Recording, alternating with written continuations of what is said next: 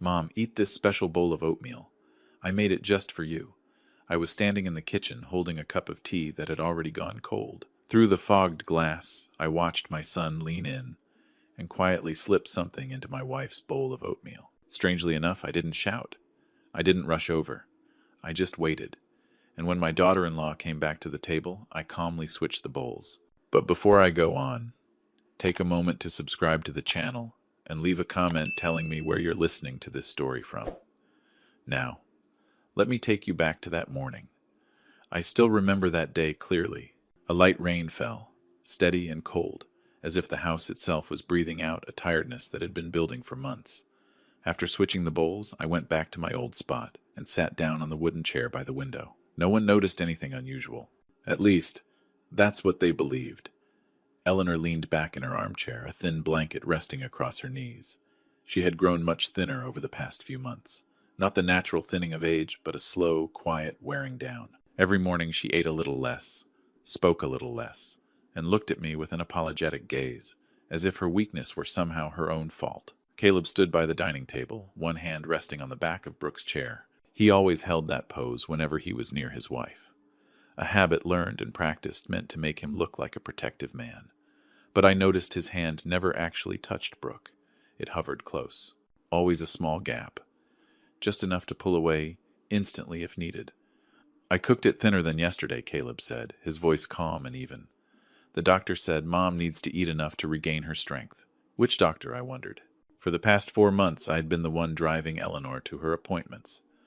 I was the one sitting in the waiting rooms, listening to every cautious conclusion, every uncertain shake of the head. Not one of them had ever said her condition would decline this quickly. Brooke pulled out her chair and sat down, carefully adjusting the cuff of her blouse. She always dressed neatly in the mornings, even at home, as if she were always ready to step outside, always ready to be seen. On the table, her bowl of oatmeal looked exactly like Eleanor's. Same color, same smell, same gentle warmth rising into the air. I lifted my teacup and took a small sip. The tea tasted weak. I didn't add more water. I wanted to keep that feeling.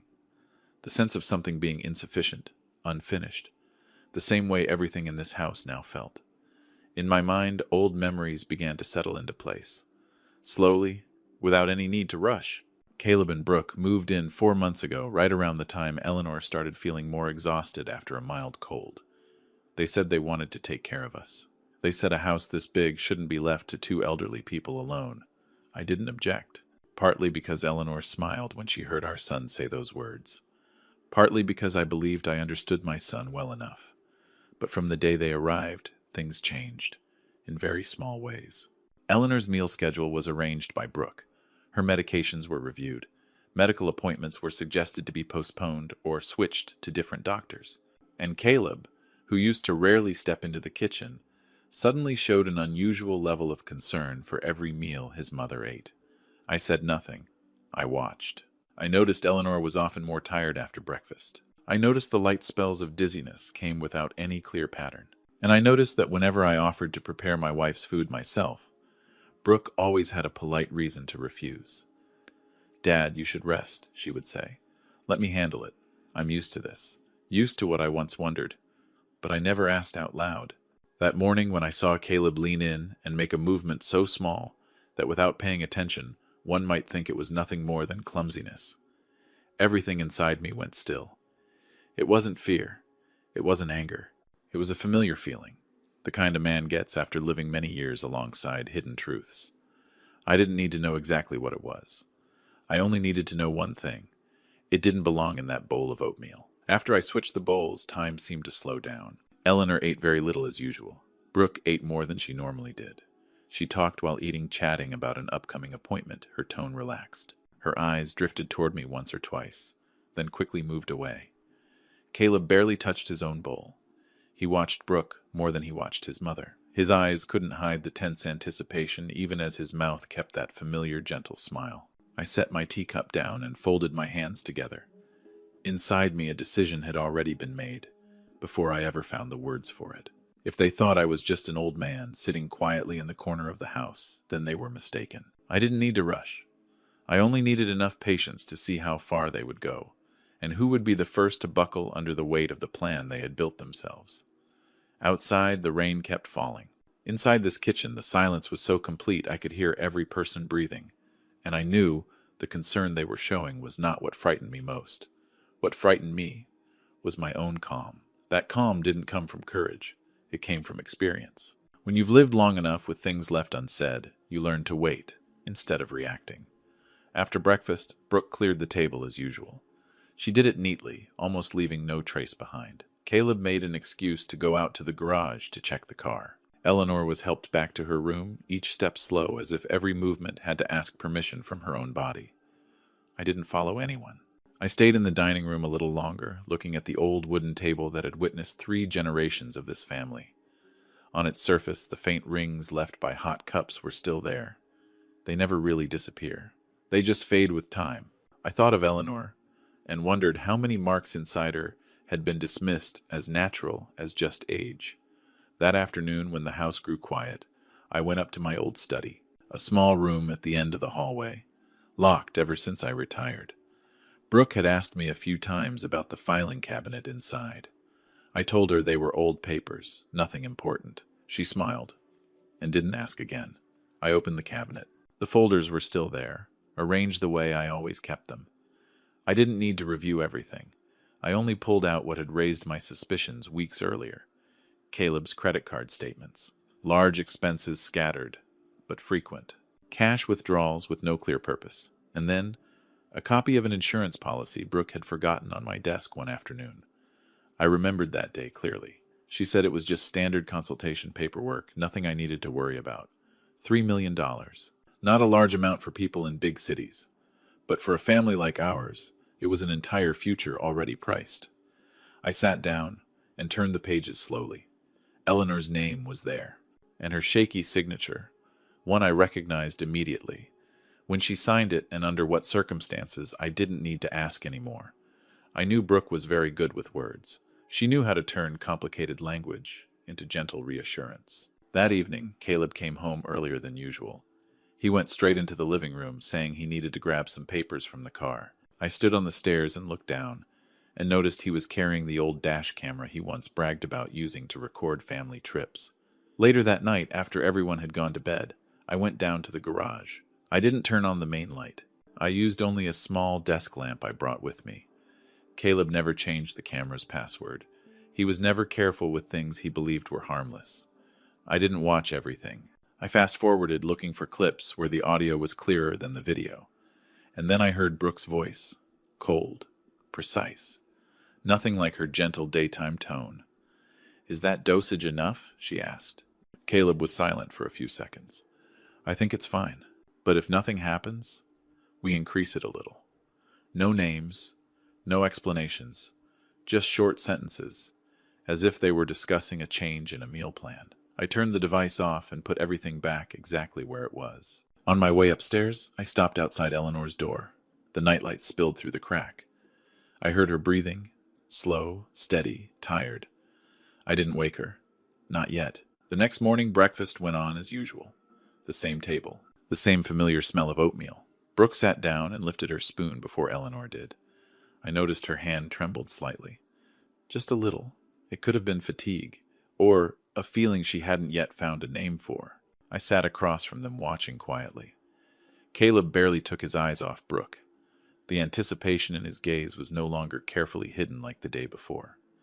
He wasn't playing the devoted son anymore. He was just someone counting time. Brooke brought the spoon to her mouth. I saw the exact moment her expression changed. Not much. Just a quick frown, quickly masked by a strained smile. "The oatmeal today tastes different," she said, trying to sound normal. Caleb turned to her. "Different how I don't know," Brooke replied, setting the spoon down. "There's something bitter at the end." I took a sip of my tea, the same weak taste as always. Inside me, my heartbeat didn't change. I felt no satisfaction, only a sharper clarity that the shell they had worked so hard to build was beginning to crack. And once those cracks appear, the question is no longer whether the truth will come out. Only when. Those cracks didn't take long to spread. Just 15 minutes later, Brooke began to change. At first, it was a very small restlessness. She kept shifting in her chair, placing a hand on her chest, then dropping it again, as if she didn't know where to keep her hands. Caleb noticed before I did. He leaned toward his wife and whispered something. Brooke shook her head and tried to smile, but the smile couldn't hold. The air in the dining room grew thick. Eleanor looked up at her daughter-in-law, her eyes tired, but still clear enough to sense that something was wrong. She was about to ask, but Brooke suddenly stood up, the chair scraping sharply against the wooden floor. I don't feel well, Brooke said, her breath short. It's probably just fatigue. Caleb reached out to steady her, but Brooke pushed his hand away. She took 2 steps, then stopped gripping the edge of the table. Her face drained of color quickly, as if it were being pulled straight from her skin. I remained seated. I didn't need to stand to see what was happening. Caleb turned to me. For the first time that morning, he couldn't keep the calm in his eyes. Dad, do you see anything wrong? I set my teacup down carefully. You should ask your wife, I said. My voice wasn't raised. It wasn't lowered either. It was simply the right answer in the right place. Brooke's breathing grew faster. She lifted a hand to her throat as if the room had suddenly run out of air. Eleanor rose in alarm, but I motioned for her to sit back down. She looked at me full of questions. I shook my head gently. Not yet. Caleb hesitated. He looked at Brooke, then at me, then toward the door. We should call for help, he said, but his voice lacked conviction. He knew I was waiting for something, and he knew he couldn't leave this room without giving an answer. Brooke slid back into the chair, sweat forming on her forehead. She tried to say something, but the words broke apart halfway through. Then, as if she no longer had the strength to hold it in, she looked up at Caleb. Panic and anger colliding in her eyes. You told me it wouldn't have a smell, she blurted out. You said it was safe. The room fell silent. A heavy silence, thick enough for every word to hang in the air. Caleb went pale. What are you talking about? He whispered, but it was already too late to pretend he didn't understand. Brooke laughed, a crooked, uncontrolled laugh. You said we just had to wait a little longer. You said it would all end cleanly, and now, she stopped gasping. You're going to let me sit here like this? I stood up. No rush, no noise. I walked to the dining room door and closed it. The sound of the lock was soft, but clear enough for everyone to hear. What are you doing, Dad? Caleb asked, his voice sharper than before. I returned to the table and placed a stack of papers in the center. Those pages had been sitting in my drawer for weeks. I was only choosing the right moment to bring them into the light. We're going to talk, I said. Right now. Brooke stared at the papers, her eyes unsteady. She understood what words like those could do. Caleb didn't look at them. He looked at me, and for the first time he no longer saw an old man. In here, I continued, are the things you both thought I'd never put together. The debts, the conversations, and the thing you like to call the dosage. Eleanor stood again slowly. She came to my side, her hand trembling. Harlan, she said softly. I placed my hand over hers. I know, I said. I've known for a long time. Brooke began to shake harder. She looked around as if searching for an exit that didn't exist. What do you want? She asked, her voice breaking. I want the truth, I answered. Not to punish, but to end this. Caleb lowered his head. His shoulders sagged, as if the final weight had finally been set where it belonged. I didn't have a choice, he said. It all went out of control. When did it start? I asked. He stayed silent. Brooke let out a weak laugh. From the moment he decided everything could be solved by closing the door on someone else, she said. I reached into my jacket and took out a small vial. None of them knew what it was. I placed it on the table well out of Brooke's reach. This isn't what you think, I said, but it's enough to stop what's happening. Caleb looked up. You were prepared. I prepared myself to face my own son, I replied. That's far more difficult. Brooke closed her eyes and took a deep breath. When she opened them, the sharpness was gone. Only exhaustion and fear remained. I'll talk, she whispered. But after that, this won't stay a secret. I nodded. It stopped being a secret the moment you both believed I couldn't see. Outside, the rain had stopped. But inside this room, the real nightmare was only just beginning to show itself. Brooke began to speak slowly, as if every sentence had to be pulled up from somewhere very deep. She didn't look at me. She didn't look at Caleb either. Her eyes stayed fixed on the edge of the table, where the paint had peeled away long ago. We didn't mean for things to get this messy, she said. At first it was just buying time, waiting for things to sort themselves out. Caleb collapsed into his chair. He buried his head in his hands. From that position he looked much smaller than the man he had been trying to appear as for months. Debt isn't a small thing, he said, his voice rough. Not like anything you've dealt with before, Dad. They don't wait. They don't negotiate. I didn't interrupt. I let them talk. Once people start speaking, the hardest part isn't forcing the truth out of them. It's not stepping in to soften it. Brooke continued, her voice steadier now. Caleb thought that with the insurance money, everything would be over. We could sell this house, pay off the debts, and start over somewhere else. Start over, I repeated. Without your mother in it. She went quiet. Caleb looked up, then looked away. The answer was right there, in that avoidance. I've worked with insurance files before, Brooke went on, almost like she was reading from a report.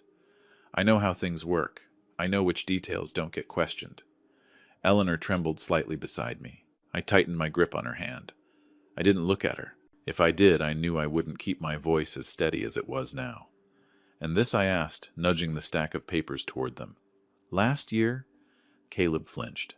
Dad, what do you know? I know enough to understand why my own health declined for a short time, I said. And I know enough to recognize that it wasn't random. Brooke snapped her head toward Caleb. The fear in her eyes was gone, replaced by anger. You didn't tell him, she demanded. You said it was taken care of. Caleb shot to his feet. Stop it, he snapped, then realized his voice was too loud. He lowered it. Not now. No, Brooke said. Now is exactly the time. She turned to me. You want the truth, don't you? Then listen carefully. I didn't come up with that idea. I just helped him find a way. He's the one who said his father wouldn't notice. That you were old. The words dropped into the room like a heavy object. Caleb stepped back as if he'd been shoved. What are you saying? He whispered. I'm saying you're used to people trusting you, Brooke replied, and you took advantage of that. I looked at my son. For the first time, I wasn't searching for excuses for him. I was simply looking as if at a stranger stepping out of the dark. Just then, there was a steady knock on the dining room door. Not urgent, not rushed, as if whoever stood outside already knew the door would open. Eleanor stepped forward. From the pocket of her cardigan, she took out a small recorder and placed it on the table. Go on, she said. Her voice was weak but clear. Everything is being recorded. Caleb spun toward her. Mom, weren't you supposed to be resting? I've rested enough, Eleanor said, and I've heard enough. Brooke closed her eyes. She knew the game was over, not because of me, but because the person she believed to be the weakest in this house had stood up. The knock came again, closer this time. I went to the door and opened it. 2 uniformed figures stood outside, calm and composed. I nodded and stepped aside. Caleb panicked. When did you call them before you thought you still had time? I said. One of them entered, scanned the room, then looked at the papers, the recorder, and the faces that could no longer hide anything. Caleb turned to Brooke, his voice breaking.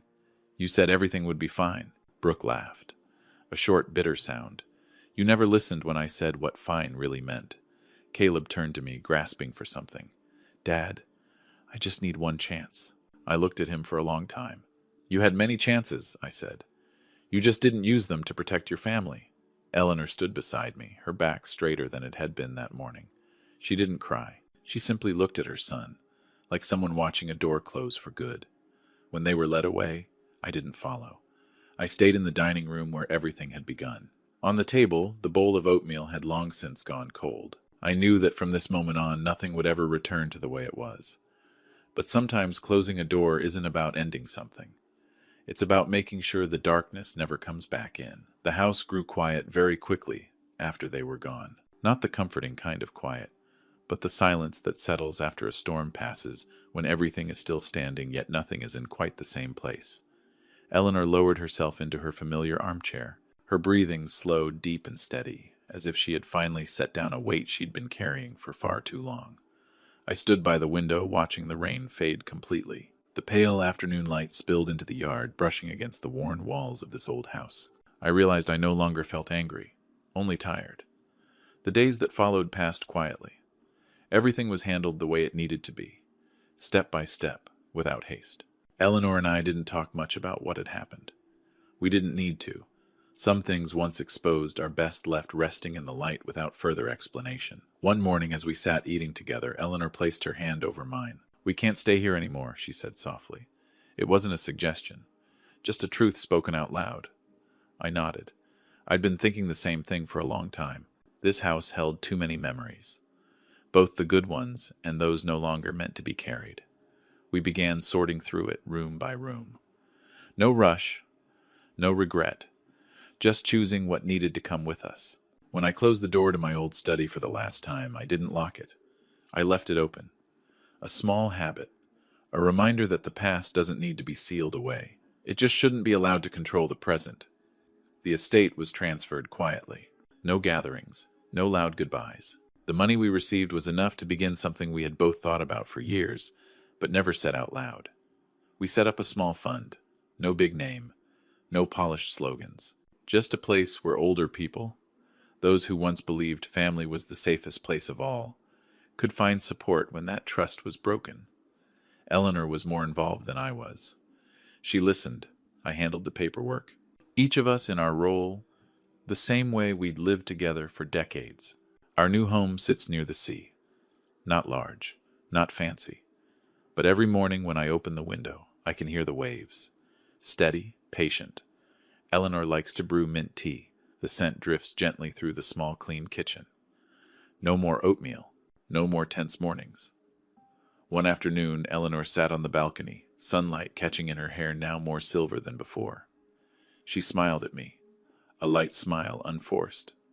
"I feel better," she said. I believed her. Not because of numbers or reassurances, but because her eyes had returned to where they belonged. I sat beside her, holding a cup of steaming tea. I thought about family, about what people often call obligation. I used to believe blood was something that could never be cut away. But now I understand this family is not a bond that demands suffering at any cost. Family is what protects us when we are at our weakest, and when that protection is gone, walking away is not betrayal, it is survival. We didn't try to forget. We simply chose not to live inside that pain every day. Some chapters in life need to be closed, not to erase them, but to let the heart breathe again. That evening, the sea breeze was cool and gentle. Eleanor rested her hand on mine. "At last, we're at peace," she said. I looked out toward the horizon where the sky darkened into night. I nodded. This time I wasn't waiting anymore. I knew. Peace doesn't come from holding on to everything. It comes from knowing when to let go. If you stayed with me until this moment, thank you for listening to my story. If it gave you something to think about, please like and share it so it can reach those who need to be heard. And subscribe to the channel so you don't miss future family stories. The message I want to leave you with is simple. Family is not a place where we endure in silence. It's a place where we are protected when we're most vulnerable. And sometimes the hardest choice, to walk away quietly, is the only way to preserve the last good part of who we are. Thank you for listening.